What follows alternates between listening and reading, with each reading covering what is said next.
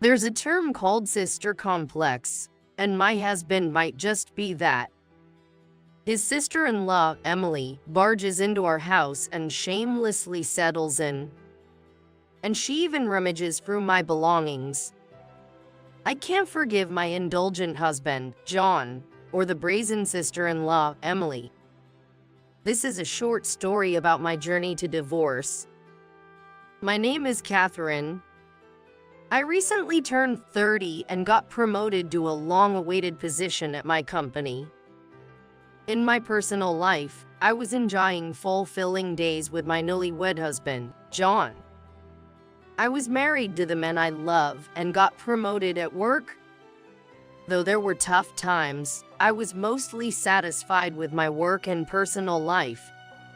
Then one day, my boss ordered me, "Sorry for the short notice, but I need you to go on a business trip for 3 days starting next weekend.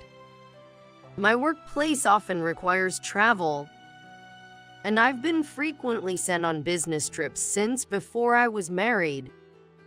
Recently, after getting married, my boss seemed to be considerate, and I had only been going on day trips. Now that I've been promoted, I expect there will be more overnight trips." My boss emphasized this point.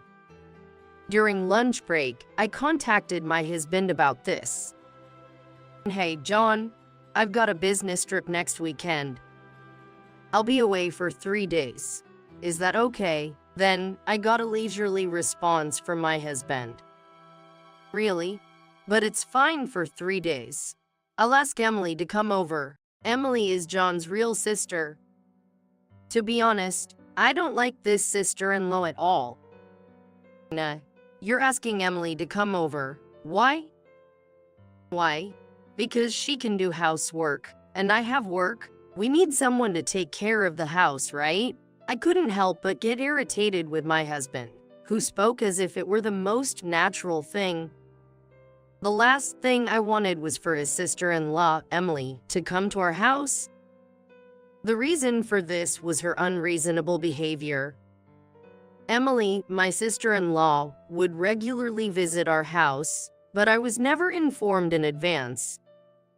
She and my husband, John, would communicate, leaving me out of the loop. Emily would suddenly show up, eat, and even stay over. Moreover, even in my absence, John would let her into the house.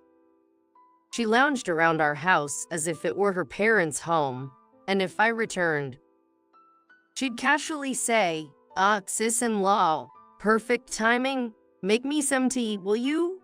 Haha." That would have been tolerable, but the worst part was her using my things without permission. She'd enter my room without asking and use my bags, accessories, and cosmetics as if they were hers. I asked John several times to talk to her about it, but he never took it seriously. Instead, he'd say, "She's happy to have a sister, you know? Haha, sisters share things, right?" That's why I wanted to avoid Emily coming over at all costs. And I know housework might be tough while I'm away on a business trip. But it's just for 3 days, right? I'll do the laundry when I get back, and for meals, we could just get something from the convenience store. Besides, Emily must be busy too. Despite my desperate persuasion, John wouldn't listen. "Don't worry so much. Emily likes helping out. Haha. You'd hate to come back from a trip to a house full of chores, right?" Well, that's true, but that's why you should go on your trip without worries. Resigned to my husband's reasoning, I left for the business trip. 3 days later, when I returned home, I found Emily lounging on the sofa. "Yeah, sis-in-law's back. Haha.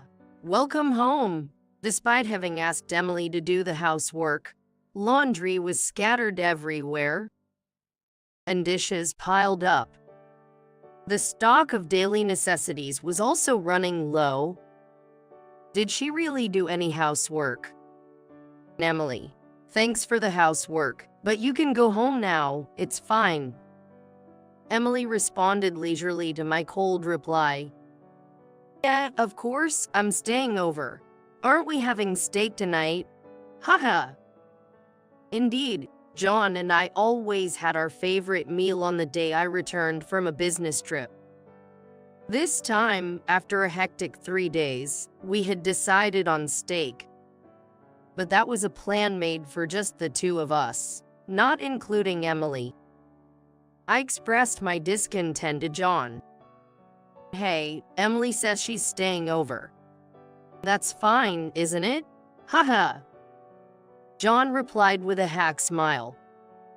She's been taking care of the house in your place for 3 days, so let her have some steak.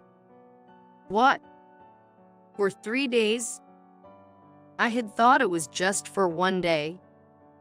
But Emily had been staying at our house the whole time I was away. Unable to forcibly send her away, we ended up having steak together. I had been looking forward to this dinner throughout my business trip. My quiet anticipation was completely ruined. When I returned to my room after dinner, something felt off. The cosmetics and accessories I had kept in my drawer were missing. I confronted Emily about it. Hey Emily, did you take anything from my room? Emily looked at me with an annoyed expression. Yeah, I just borrowed them. I'll return them later. She said that and immediately went back to her phone. She clearly didn't want to talk to me. Frustrated by her attitude, I vented to John. Hey, Emily took my stuff again. Can you talk to her? Sigh, this again? She just borrowed them, right? Your sisters, be a little more forgiving. As always, John sided with Emily, not me. No matter how much I asked, it seemed unlikely he would ever act in a way I found satisfactory. I understand, that's fine. The unreasonable sister-in-law, Emily, and my overly indulgent and unreliable husband, John. I was filled with frustration, but I was too exhausted today. I went to sleep, still feeling unresolved. A month later, another business trip came up for me, this time for a week. When I got home, I told my husband about it. And I have another business trip, this one for a week. A week, huh, that's fairly long. Well, good luck. I'll ask Emily too. About that, I interrupted my husband as he was about to bring up his sister. And I'd rather not have Emily come over anymore. I told him straight, looking into his eyes. He responded somewhat angrily. What? Why would you say that? She's my important sister, right? Look, I understand that it's tough to do the housework while I'm gone. But Emily isn't really doing much around the house, is she? When I came back from my last trip, there were a lot of laundry and dishes left undone, right? He was silent and looked down as if I had hit the mark. And also, I don't like her taking things from my room without permission. So, I don't want her to come over when I'm not here. After I said this, John seemed to give up with a resigned look. All right, but it's really tough to handle everything alone for a week. Let's have Emily come over just for 1 day. She won't stay overnight. Is that okay? Just 1 day, huh? Although I wasn't completely convinced, it seemed like John was trying to consider my feelings. Make sure she doesn't stay overnight, okay? I stressed this point and accepted his suggestion. After finishing the business trip and returning home a week later, I was greeted with an unbelievable scene. What? What is this? Yeah, welcome back, sis-in-law. Haha. Emily greeted me nonchalantly while lying on the sofa. Why? Why is she here? Didn't we agree she wouldn't stay over anymore? It was supposed to be just for 1 day. Then why is she lounging around like this again? And the room is still a mess. As I stood there stunned, John came out from the back. I confronted him. What's going on? Why is Emily here? Well, there were more laundry than I thought. It was too much for just one day, so I had her come over today too. John seemed flustered, his eyes darting around. What do you mean? That's not what we agreed on. And the room is still a mess. Did she really do any housework? Emily is just laid back, unlike you. I was absolutely furious. Already tired from the business trip, and now to come back to this breach of promise. My disdain for John and my inability to tolerate Emily's blatant intrusion was overwhelming. Trembling with anger, John hesitantly spoke up. There's something else I need to tell you. What? Don't glare at me, it's scary. Emily, she lost her job. And she's going to be living with us for a while. What? Living here? She is. Why would he decide that on his own? Breaking a promise and then deciding to live together without my consent. And I didn't agree to this. My husband, John, showed no signs of remorse. What's the big deal? We have a spare room, and besides, Emily has already given up her apartment. You've got to be joking. I've had enough. Before I knew it, I was shouting at both of them. And if that's what you want, then do as you please. Clutching the suitcase I used for my business trip, I stormed out of the house. With nowhere to go, I reluctantly headed to a cafe to calm down. Once settled, I received a call from my husband. Why are you so angry? I can't just abandon my sister in trouble, can I? But we had an agreement. And if you don't like living together, then you leave. Really? You're okay with me leaving? Yeah, go. It'll be a relief. Don't come back regretting it later. He shouted and hung up the phone. In that moment, my feelings for him cooled rapidly. I won't endure this anymore. I'll make sure he regrets how he's treated me.